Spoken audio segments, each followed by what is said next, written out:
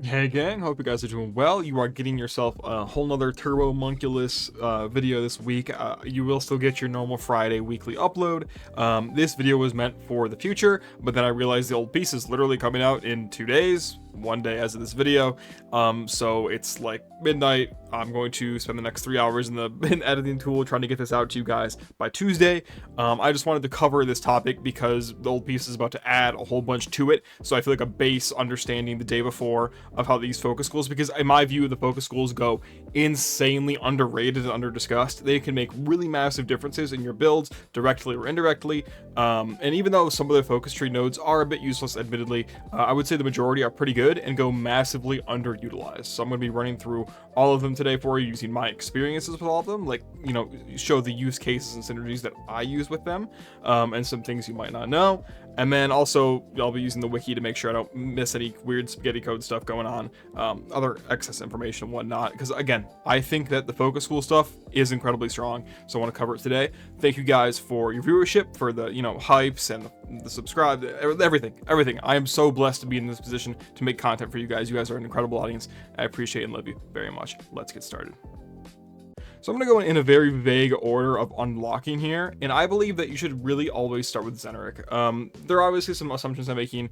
All my stuff is max rank, all my waybounds are unlocked, but I can go back a little bit to a new player's perspective and say that I think you should start with ZENURIK every single time. This is for Energy Pulse and Wellspring.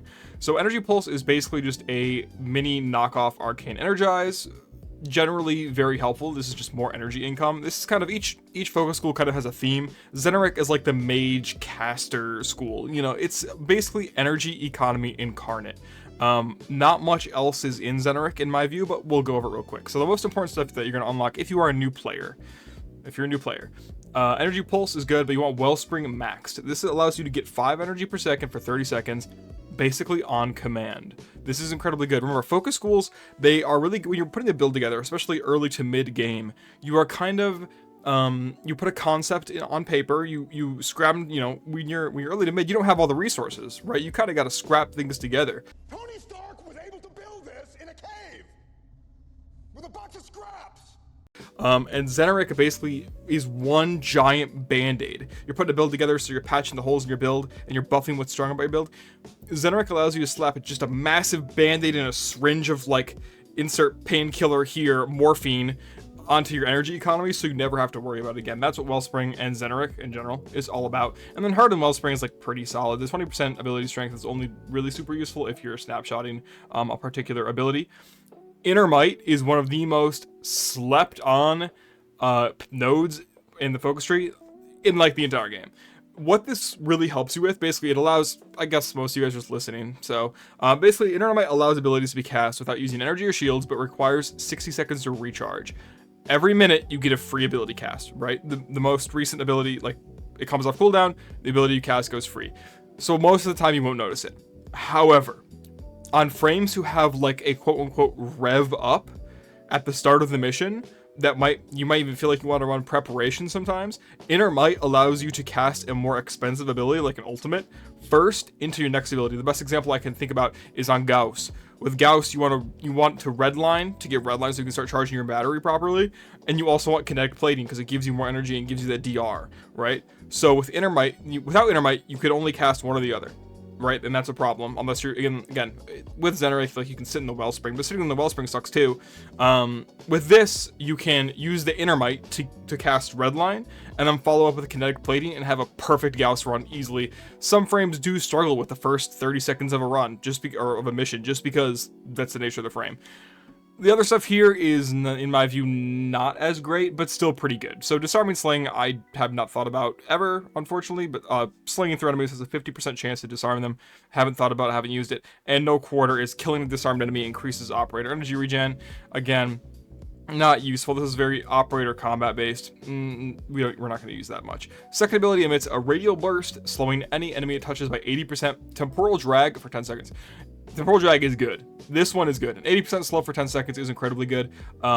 What you use it for depends. I can say I personally haven't used it for anything specific, but if CC is what you're looking for, hopping in and out of your operator, temporal drag is good. It just depends on what you need it for. And then in this case, precision headshot damage is increased by 100% on enemies afflicted with temporal drag. This turns into a debuff tool onto like our damage debuff, a direct damage debuff. So temporal drag plus temporal shot is when you both have them present. They buff each other, they make each other very strong, right? Void Siphon is basically, I'm not going to call it mandatory, but you really want it, and Void Flow. These are just increasing the operator energy bank and the operator energy regeneration. These are going to be way bounds as well. For those who don't know what way bounds are, basically they are, they unify the skill tree so that no matter which focus school you opt for, you get your way bounds no matter what, and that's going to require the sentient cores, which I won't talk about here, but if you want to learn that content, there's plenty of guides dealing with Eidolon. So ZENURIK is like the mage, the caster, the energy econ incarnate. This is a very good beginner school. I would say just get yourself, try to get energy pulse a lot of levels, try to max out your wellspring, maybe some points into inner might, and at that point you can kind of move on until you really decide you want to focus farm one day. Now, moving on to, in my opinion, the objectively best focus school, and that's MADURAI. Obviously, it's a matter of opinion. Anyway, it's a matter of opinion, but in my view, this is the only focus school where for some content, you borderline are required to have points into MADURAI. I'm talking about any kind of like Void Angel stuff, anything that requires your operator and amp. MADURAI will make so significantly easier, it feels like a borderline need. So starting with Phoenix Talons. Phoenix Talons is pretty solid. This is just basic physical damage and operator damage increase. Physical damage, I believe, is your non-elemental base numbers on your weapon. Maybe Warframe, not 100% sure. I don't believe it works on Warframe abilities, is what I read. And then operator damage increase, we're not going to complain about that. Moving down to Void Strike. This is part of the quote-unquote mandatory stuff. Void Strike is incredibly good. It basically consumes all of your operator energy to increase your damage for 8 seconds. You deal bonus damage based on how much energy you vamped away from yourself, and this is a 40-second cooldown at max rank, meaning it has a 32-second downtime to gain the maximum of 1,000 additional damage. Additionally, with Void Fuel, which goes after in the tree, 40% weapon efficiency, meaning ammo efficiency, for operator and Warframe while Void Strike is active. So you basically have, again, what you need to understand about some of these other abilities are kind of duds, admittedly. But something like Void Strike is just, and people aren't really used to cooldowns in Warframe, so I get it, but you basically have a 1 gazillion damage multiplier on a 32-second cooldown is how you have to see this ability. If you can see it that way, the way you change Warframe changes fundamentally, and especially if you can get a synergy going with Void Fuel, absolutely worth it. Another huge part, not a dud at all, is Chained Sling. 50% of energy efficiency on consecutive Void Slings. Insane if you're really good at void slinging, which is one of the faster modes of movement, especially first of all, that anyone can do it because it's your operator, but also because you might not have like Titania or their mobility based warframes when you're in the early to mid, which is a lot of what I'm stressing here. So chain sling is basically always going to be good for moving around. And then sling strength, one of the most accessible, easy to get ability strength sources in the entire game. Absolutely amazing. It's just 40% ability strength. That's it. There's no condition. It's not just for one ability. It's for 20 seconds, you're getting 40% ability strength. Great for snapshotting, but even if you're not snapshotting, just doing this every once in a while, you're going to be void slinging for mobility anyway, right? Incorporate it into your gameplay. It's absolutely worth it. Moving to Contamination Wave. Second ability emits a void wave lasting 2 seconds that drenches enemies with void contamination, making them 50% more vulnerable to operator damage. This is just an operator damage increase, but again, MADURAI, that's the name of the game. Anything that can only die to our operator, that's what we're all about. So this is incredibly useful because we've locked MADURAI for it. That's why Temporal Drag isn't nearly as good. We're not locking ZENURIK to deal damage to like amp targets. We're locking it for the energy econ, which makes Contamination Wave really good and us care less about Temporal Drag. So yeah, just damage vulnerability, and then Distilled Contamination is killing an enemy affected by Contamination Wave makes all affected enemies 50% more vulnerable while also making the effect last longer. Max 2 stacks, which means if you have 2 targets, you kill one, and you hit them both with Contamination Wave, that second target has the maximum of 2 stacks, making him 100% more vulnerable to the distilled contamination and Contamination Wave. Pretty solid. This one probably won't come up a lot, distilled, but the Contamination Wave will, because you're going to want to cast it like basically right away whenever you can when you need to kill one of those amp targets. Power Transfer is actually bonkers. 50% casting speed when switching to Warframe, and when we switch to Operator, 100% amp critical damage for 20 seconds. Obviously, we're already, you know, the 100% amp crit damage doesn't need much thought to use. If we're hopping into the Operator in MADURAI, it's assumed we're about to try to kill something, right, with our Operator. But for for 20 seconds, you get 50% casting speed. What, like, so okay, swap in and out of your Operator whenever you're doing your main like gameplay loop, your main casting loop. Boom, it's 50% faster. Most cases, because some abilities don't scale with casting speed properly, but whatever. This is like insanely underrated. Again, if you actively think about this, which I know, I understand in Warframe, you generally don't have to actively think about every tool you have, because most of the tools will kill everything. But if you decide, you know, instead of having natural talent on your Warframe or casting speed shards, you can free up those shards for other things. And that's when I'm talking about indirect buffing, that is what I'm talking about. Hopefully that makes sense. And in this case, Inner Gaze, these are your waybounds for MADURAI. They are just increasing the energy and increasing energy regeneration for amps, as opposed to the Operator. So that's going to be really useful, because that's essentially your ammunition for the amps. So yeah, MADURAI, in my view, is the best, not because what it offers is the best, but because what it offers is exclusive to it, and it's incredibly useful. Again, hopefully nobody like gets in my comments and just hard defends their focus school. Like, I don't care enough about it. But I do think MADURAI, if you are a new player and you just unlock the focus system, you should be doing ZENURIK with Wellspring, and then moving to MADURAI and getting all your daily focus into that. That's just my suggestion. Please don't be obnoxious in the comments. It's just what I've learned and understood to be the best strategy, basically. Alrighty, so we've covered ZENURIK, which is like our mage, caster, war of attrition kind of focus school. MADURAI, which is a raw aggression. Now we're gonna move on to NARAMON, which is very much like the melee focus school. And I run quite a bit of NARAMON on anything with an exalted, a pseudo exalted. It's generally very good. So the main passive is Power Spike. Melee combo counter now decays while out of combat by 5. Every few seconds instead of depleting completely. Now, okay, combo duration is incredibly strong. You know, with the new art gun stuff, you can use primary and secondary dexterity. You can use other mods to increase your combo duration.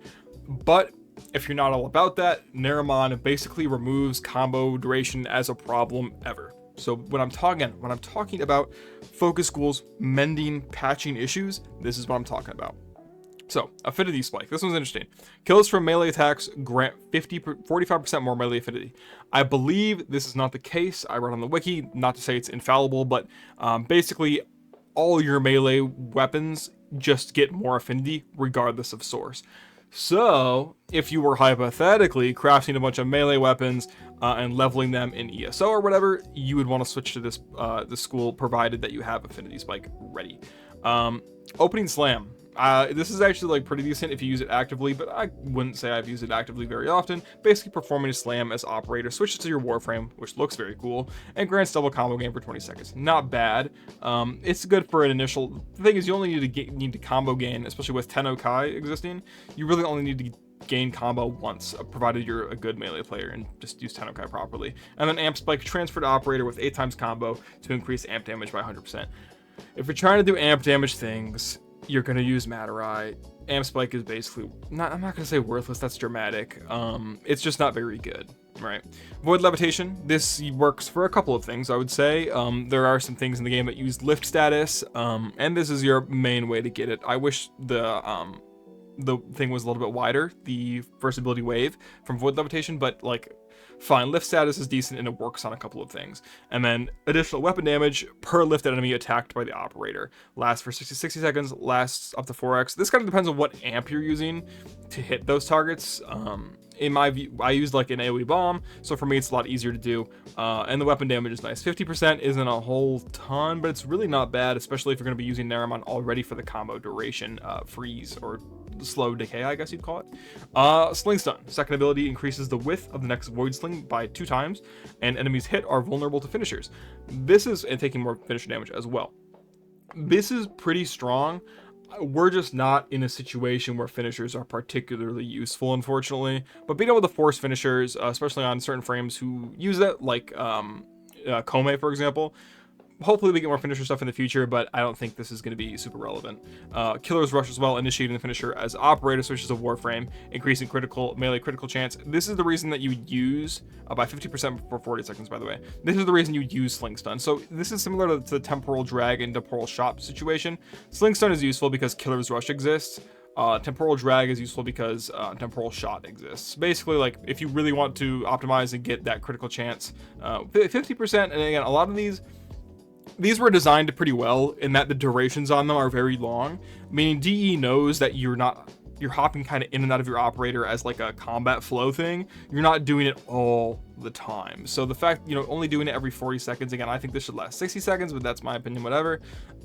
If you want to be as active as possible, as big of a number as possible, yeah, Sling Stun plus Killer's Rush is an option you can absolutely go for, or do the finisher as operator a different way, but Sling Stun would probably be the best way to do it. And then in the way bound category, operator movement speed by 30%, and maximum void sling distance. This is great combined with chain sling. This is a way bound as well.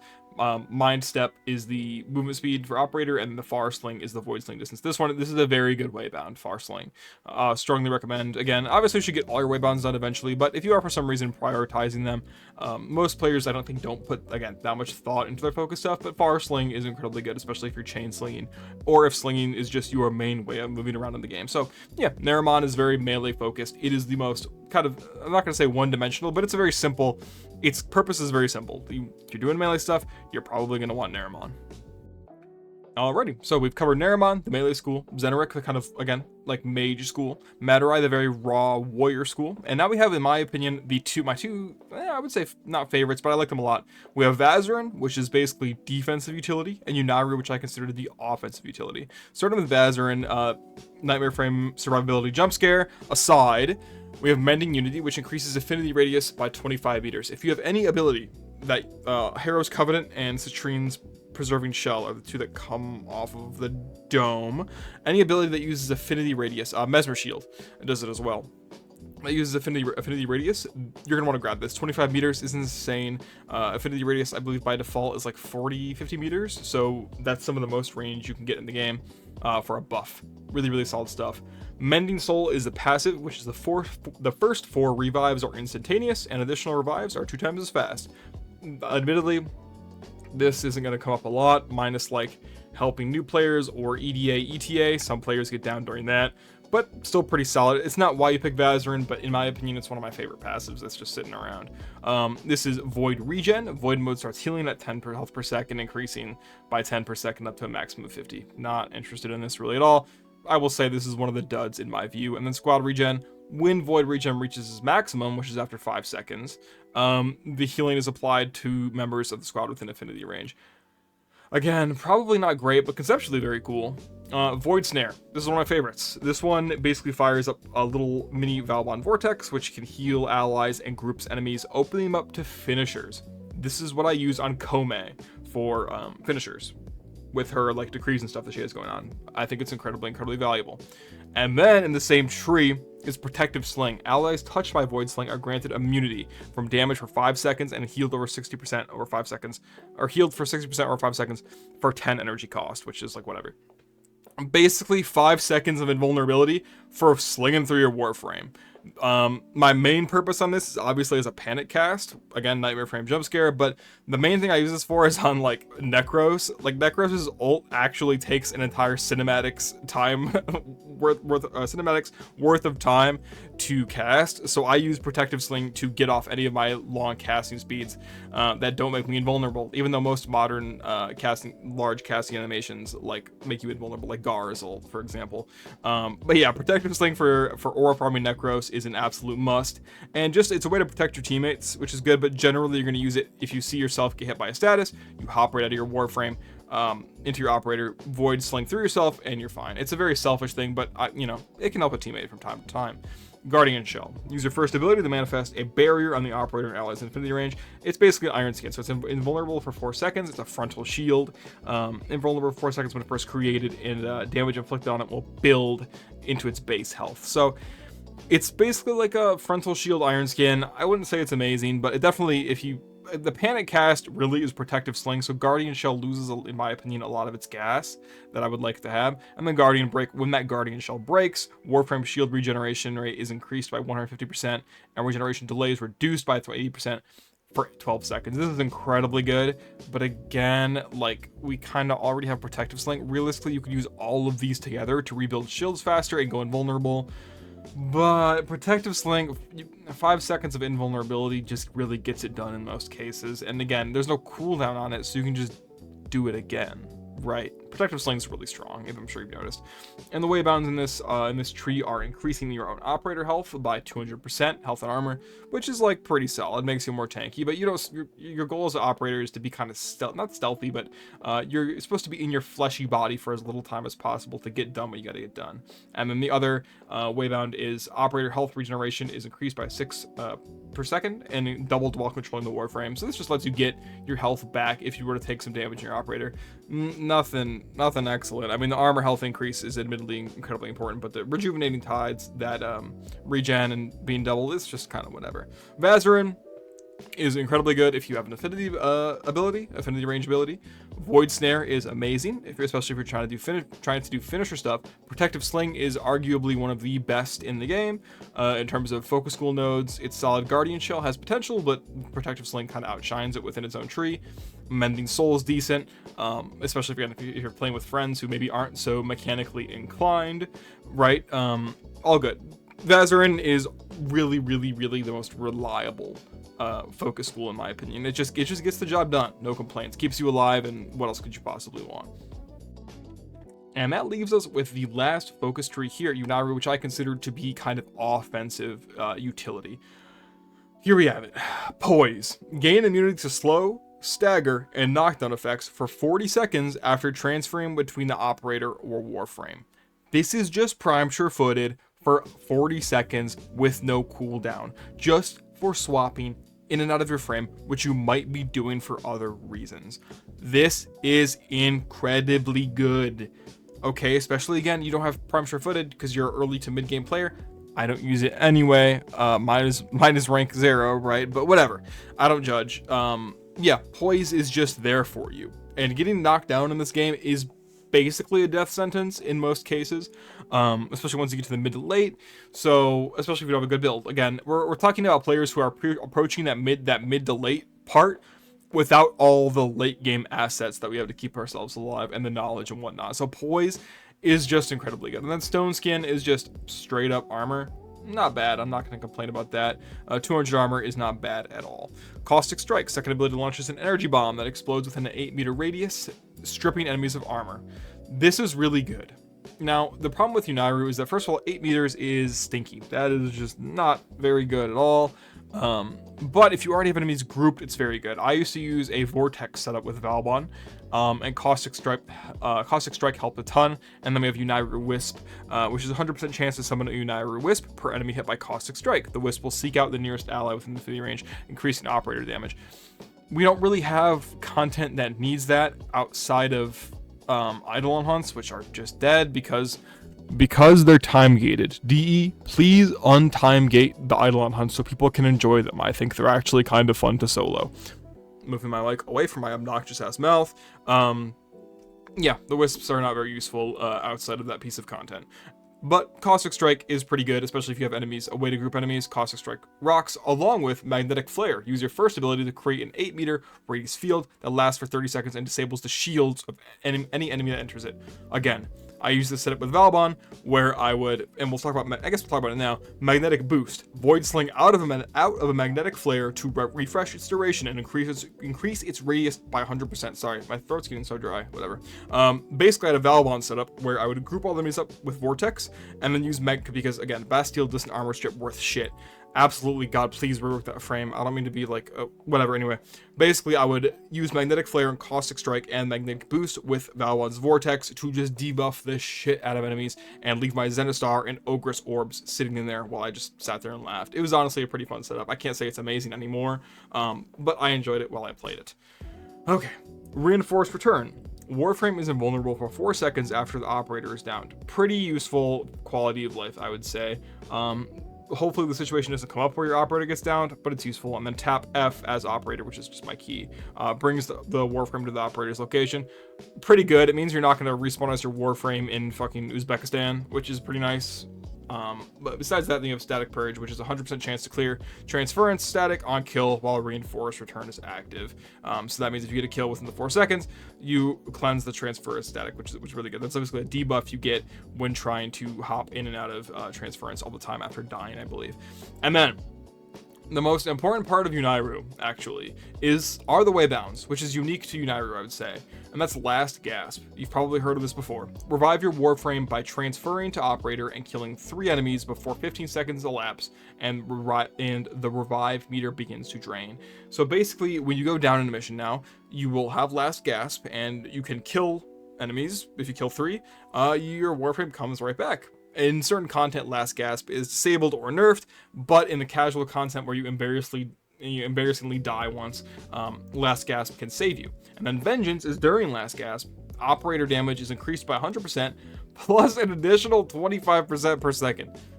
That's over 15 seconds, as you can assume that number gets a little silly, especially when all you have to do is kill 3 enemies. So yeah, UNAIRU is really solid, really solid. Poise is mega underrated. I think it's so good. Magnetic Flare and Magnetic Boost, especially if they just had range buffs, I think would be so good, but they're just not.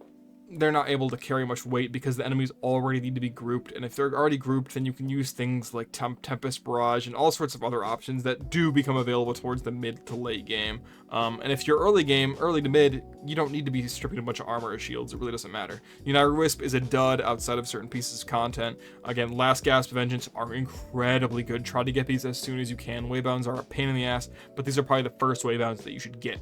Reinforced Return and Static Purge are fine, pretty okay. And then Stone Skin is just an armor buff, which can help with a variety of things, but I would say it's not going to be make or break. So real quick then, I just wanted to cover what I think the strongest nodes are, because I wanted, again, OLDPEACE coming out. I'm really excited. I just saw some of the new arcanes, which I'm going to have some discussion to talk about with that. I'm very excited. Not in this video, of course, but with NARAMON, Power Spike is the most important if you are a melee user, but otherwise, I would say this is the least useful overall, but the most niche. So if you're a melee player, I think NARAMON and investing in it is very worth it. I would say go for Far Sling. You can kind of call it a day at that point. With ZENURIK, Energy Pulse, Wellspring, absolutely. Probably get your waybounds done too, but Wellspring is the most important, and then Energy Pulse and Intermite, probably good and worth doing. VAZARIN, Mending Unity is fine, especially if you have that affinity radius stuff going on. But really just Void Snare, and then please get Protective Sling. It's just so strong. It's really good. Mending Unity, Void Snare, Protective Sling, all very good. And Mending Soul if you've got some friends who, again, don't really know how a keyboard works, or controller, I guess, depending, right? MADURAI, I gotta say, man, almost every single thing is useful here. I wouldn't count out any of this stuff, really. Grab it all. Void Fuel. The weapon efficiency, I guess, might not be that great, but you really should be, again, it's Chain Sling is insane mobility, and then Sling Strength allows you to screenshot, snapshot things like Roar, Eclipse, any kind of power strength buff with like Araxia or whatever if using her alt.